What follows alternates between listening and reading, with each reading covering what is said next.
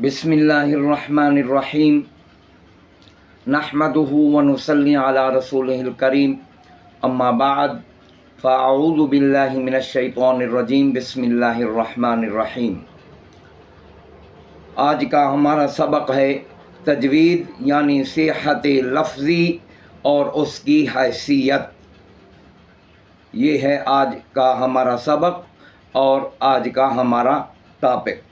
यानी जिस तरह कुरान मजीद के अल्फाज और उसका रस्मुल ख़त उम्मत के पास महफूज है, नबी पाक सल्लल्लाहु अलैहि वसल्लम के ज़माना से अब तक महफूज है, तो क्या इसी तरह हुरूफ कुरानिया की कोई अदा और उसका कोई तलफ़ुज़ भी उम्मत के पास महफूज है, या जिस तरह जिसका जी चाहे वो पढ़े।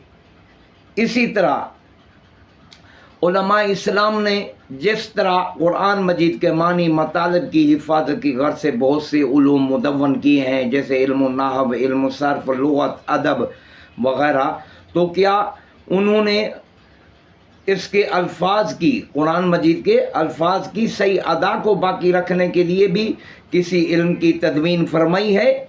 अगर ऐसा है तो उस इल्म का नाम क्या है और उस इल्म में क्या चीज़ बयान की जाती है? ये है आज का हमारा सबक का टॉपिक और उन्वान। तो पहले सवाल का जवाब ये है कि बेशक जिस तरह कुरान मजीद के अल्फाज और उसका रस्मुल ख़त हज़रत सल्लल्लाहु अलैहि वआलिहि वसल्लम के ज़माना से अब तक उम्मत के पास बेऐन ही उसी तरह है जिस तरह हज़रत सल्लल्लाहु अलैहि वसल्लम के ज़माना में था।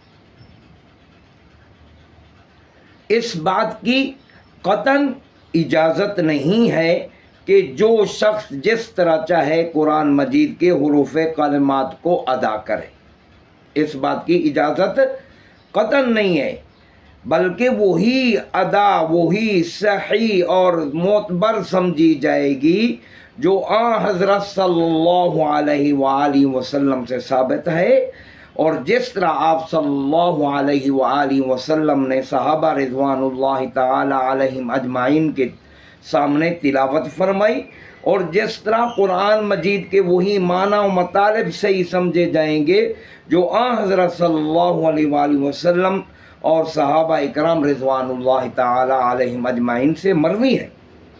इसी तरह कुरान मजीद के अल्फाज की अदा भी वही सही और मोतबर समझी जाएगी जो हज़रत सल्लल्लाहु अलैहि वसल्लम और सहाबा इकराम रिज़वानुल्लाहि ताला अलैहिम अजमाइन की तिलावत से मरई है। तो दूसरे सवाल का जवाब ये है, बेशक उलमा इस्लाम ने मानी कुरान की तरह उसके अल्फाज की सही अदा बाकी रखने की खातिर भी एक ख़ास इल्म मुदव्वन फरमाया है। उस मुक़द्दस इल्म का नाम इल्म तजवीद है।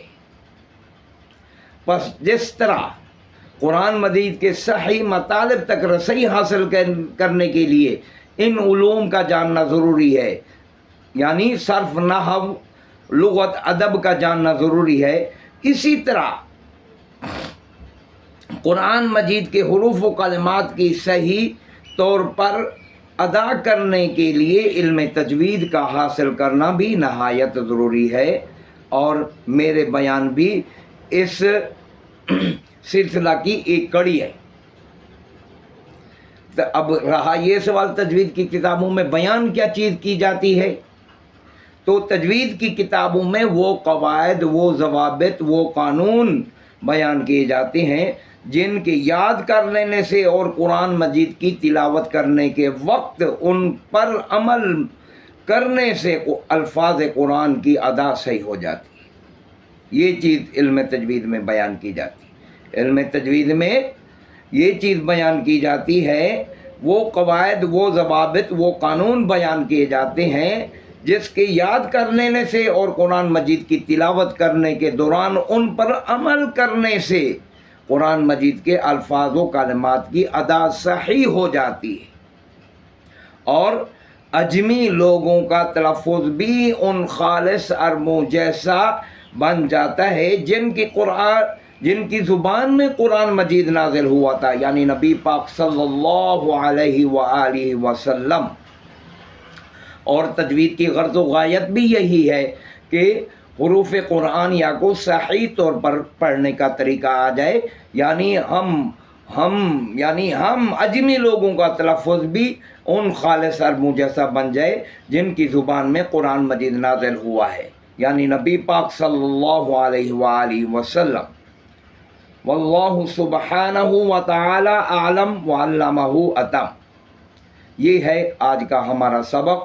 اللہ تعالیٰ سے میری دعا ہے ہم سب تمام مسلمانوں کو اللہ رب العزت قرآن مجید محض اپنی رضا کے لیے تجوید کے ساتھ پڑھنے کی توفیق عطا فرمائے، تجوید کا علم حاصل کرنے کی توفیق عطا فرمائے، اور ہم سب کو اخلاص کی دولت سے مالا مال فرمائے، اور ہمارا خاتمہ بھی بالخیر فرمائے۔